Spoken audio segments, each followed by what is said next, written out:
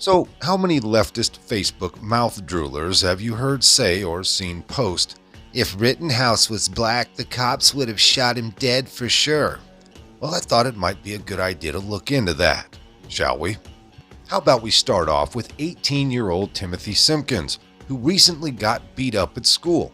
He came back later on, pulled out a gun, shot the kid who beat his ass, and also shot 2 others in the process. A 4th person was injured in the, let's call it a skirmish. Now, believe it or not, this little angel was out on a $75,000 bond in less than 24 hours. Oh, and I almost forgot his lovely mommy felt the need to throw him a party upon his return to freedom to celebrate the attempted murder of at least 3 people, I guess. Now that's some solid parenting for you. On the other hand, 17-year-old Kyle Rittenhouse shot 3 white rioters who were assaulting him. He was deemed a white supremacist by Joe Biden's propaganda news outlets.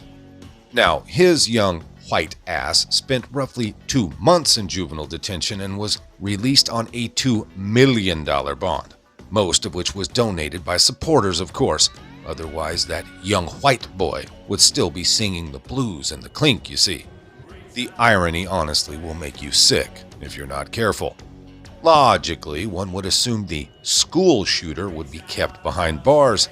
He didn't fire in self-defense whatsoever. He also shot 2 unintended targets. Not being trained, most likely, and imitating the thugs in all those gangster movies, I'm sure. You know, shooting sideways like a OG from the block.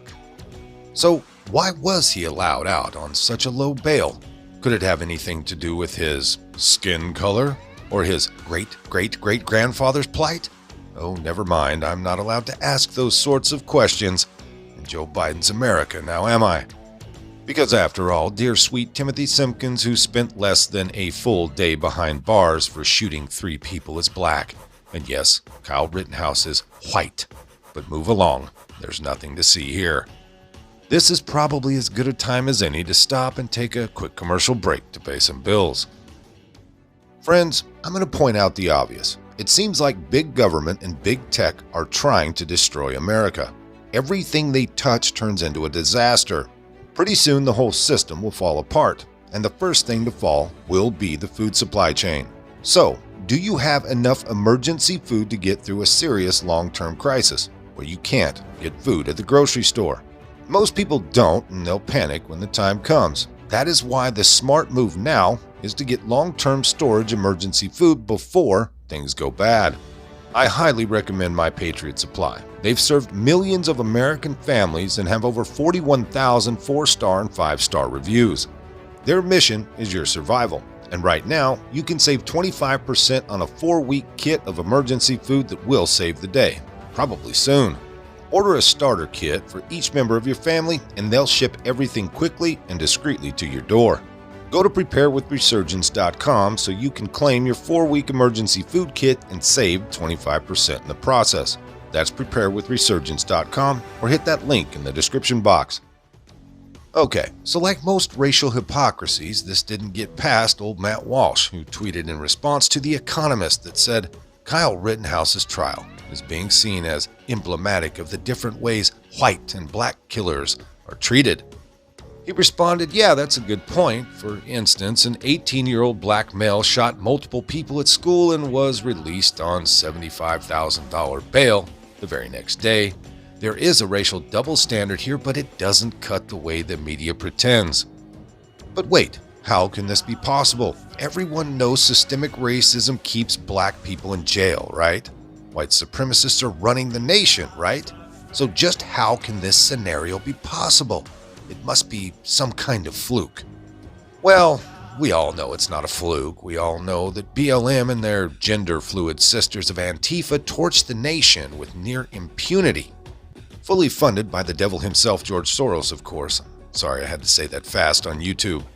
Just take a look at the comparison between the George Floyd riots and carnage and the rowdy tour of bingo players at the Capitol regarding damages, crimes, and arrests. If this country is ran by white supremacists, they are doing a very, very shitty job of it. Now, Chicago's 1-2 woke punch of Mayor Lori Lightfoot or Beetlejuice and State's Attorney Kim Foxx, speaking of Soros minions, are keeping black criminals, many violent, out on the streets. Now, lovely Lori enacted a new foot pursuit policy preventing cops from chasing certain criminals. If arrested, Fox's policy allows criminals to go free. There is something systemic happening with black criminals in Chicago's criminal justice system, but it's not racism. Here's another interesting tweet from Mahan's Paradise. In Chicago's high-end entertainment district, 2 white men are attacked by a spontaneous black mob of 100 or so, including women as well as men.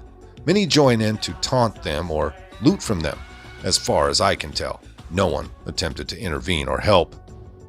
Now, here's an interesting fact or current statistic for you to contemplate. A person is shot in Chicago every 1 hour and 53 minutes. One is killed every 10 hours and 7 minutes, and 81.9% are black. The shithole of Seattle is really no better. Frankie Robertson ambushed a cop. A woke judge set his bail at a mere $50,000 for attempting to kill a cop. That means he only needs $5,000 to walk free out of jail. Where is this systemic racism we keep hearing about?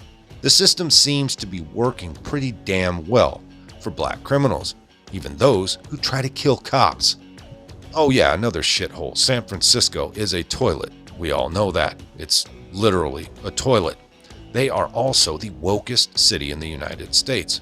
So woke, they have turned a blind and sometimes blurry eye to black crime. A young black man set fire to a woman's hair on a bus.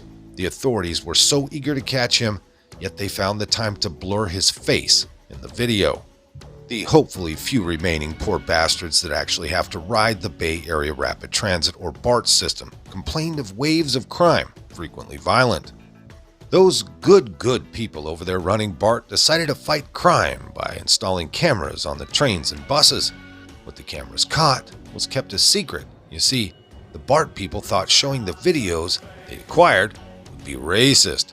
So Carrie Hamill, she's the assistant general manager at BART, stated to the press, "You're gonna want to pay attention. This is something else. She's a real peach." Quote, furthermore, disproportionate elevation of crimes on transit interfaces with local media in such a way to unfairly affect and characterize riders of color, leading to sweeping generalizations in media reports and a high level of racially insensitive commentary directed towards the district through our social media channels, email, and call centers. Now, is it just me, or doesn't that sound like black privilege? But wait, there's more. Those of you that followed me from my previous channel that unfortunately got taken away remember me reporting extensively on San Francisco and how they recently saw 21 Walgreens stores closed due to a crazy amount of shoplifting after the state decided people could swipe $950 worth of goods with near impunity. Now, to be fair, not every shoplifter in San Francisco is black, but in most of the videos, unfortunately, they are. Here's another fact, this one about New York City and its previous idiotic mayor, Bill de Blasio. He released thousands of criminals because of the bat stew flu, even though fewer than 1% of New York's bat stew patients were actually prisoners.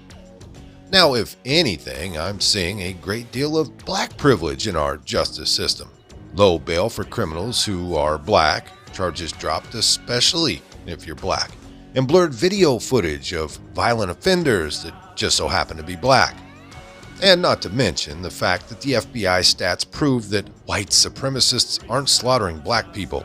They actually show just the opposite, despite the fact that white people outnumber black people 5-1.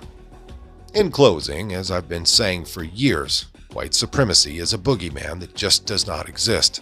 I'm sorry, Don Lemon, but that's the facts. The Anti-Defamation League believes that there are only 3,000 Ku Klux Klan clowns in the entire nation, and they are crumbling fast. But you wouldn't know that by watching wealthy Yale grad Joy Reid, now would you? After all, she is living proof that systemic racism and white supremacy do not exist in any serious manner. Most of this came by way of PJ Media. If you liked it, hit that like button, subscribe if you haven't, leave a comment down below. There's a PayPal link in the description box, so please put $1 in the bucket on the way out the door. I'd like to thank everyone for all your donations. They're much needed and much appreciated. Now, with all that being said, we'll see you next time. Come on, move. Move. Easy, easy.